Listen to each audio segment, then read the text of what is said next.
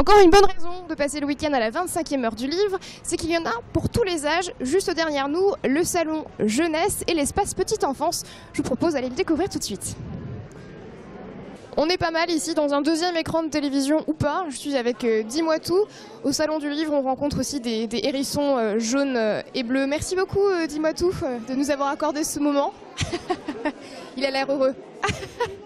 Comment ? C'est le plus gros hérisson du monde, on en est convaincus. À bientôt. Le salon du livre, de la jeunesse, c'est juste ici. Vous voyez, il y a beaucoup de monde, beaucoup d'auteurs, beaucoup d'ouvrages. On a le choix et on va commencer par là.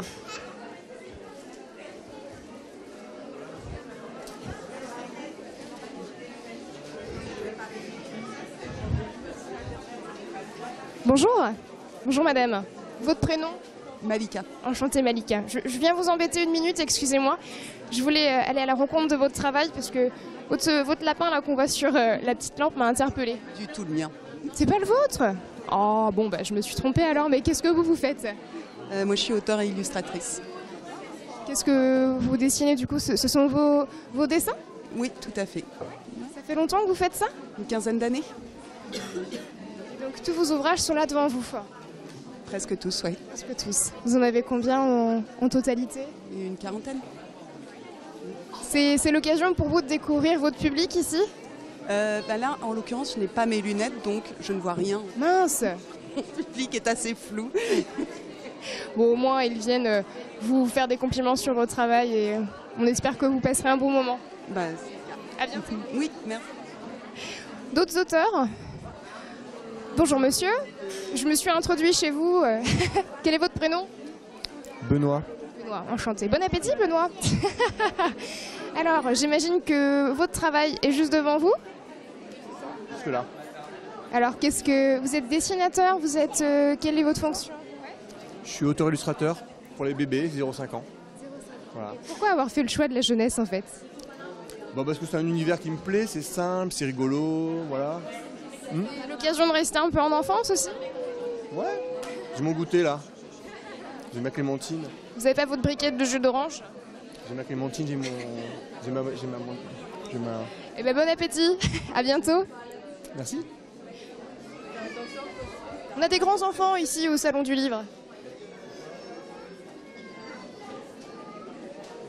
Un peu plus loin, juste au fond, une grande tablette interactive pour les petits bouts. On va aller justement la découvrir tout de suite.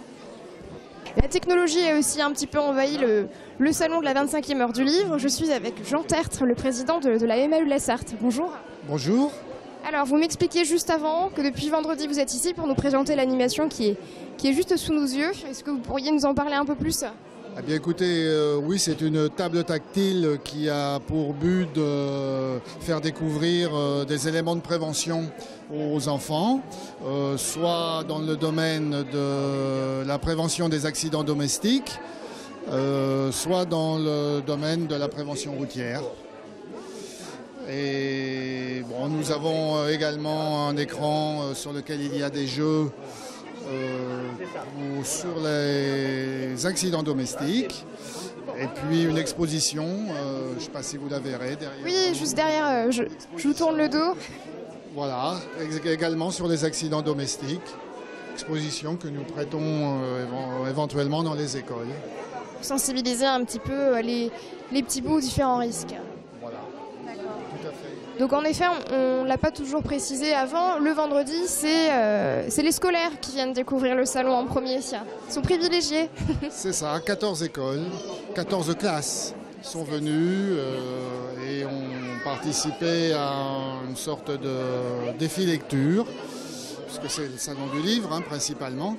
Et donc à cette occasion, avec la librairie Récréa Livre, la MAE a remis des cadeaux sous forme de livres à ces 14 classes pour leur bibliothèque. Ce sont des classes de quel âge ?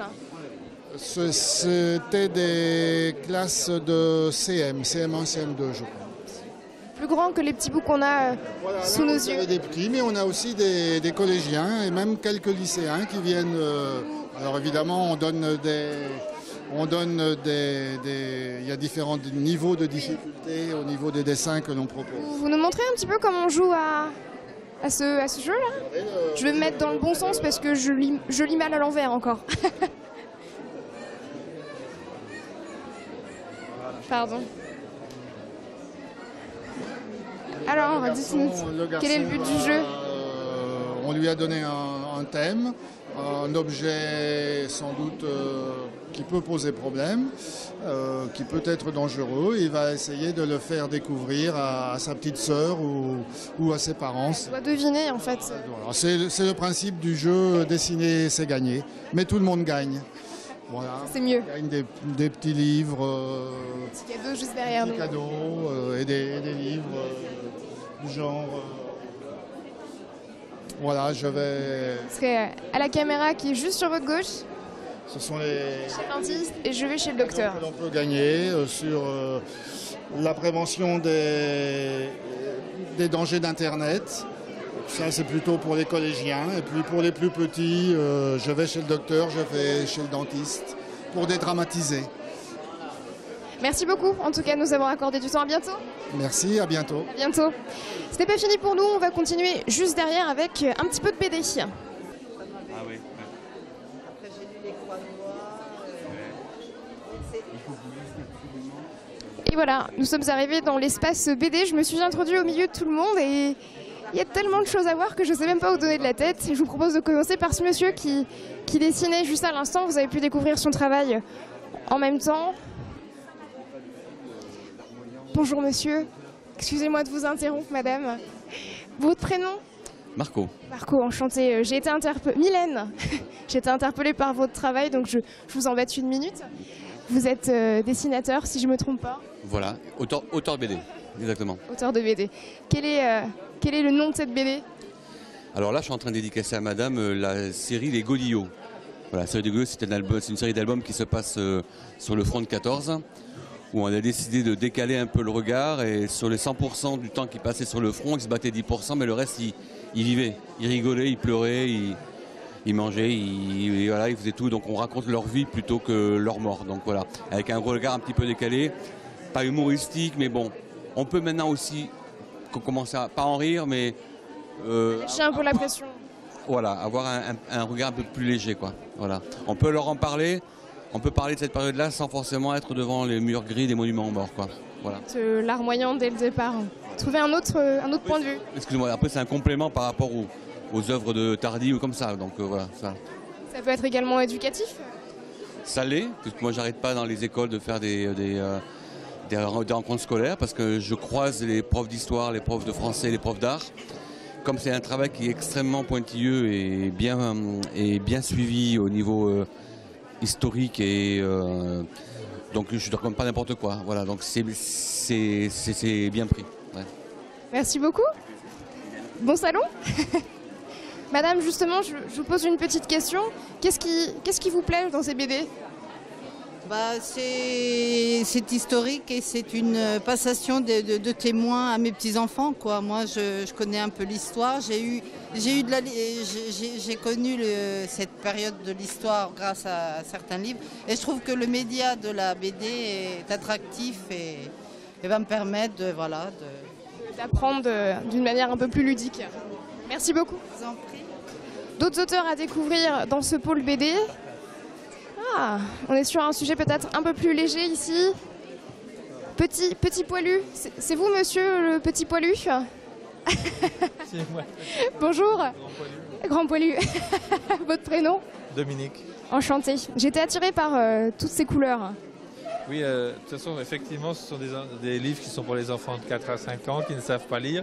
Et justement, ces couleurs et puis des petites histoires qu'ils peuvent s'inventer eux-mêmes avec les images, voilà, c'est très intéressant. Est-ce que je peux me permettre d'ouvrir une de vos BD? Bien sûr. Pour découvrir, parce que sans dialogue.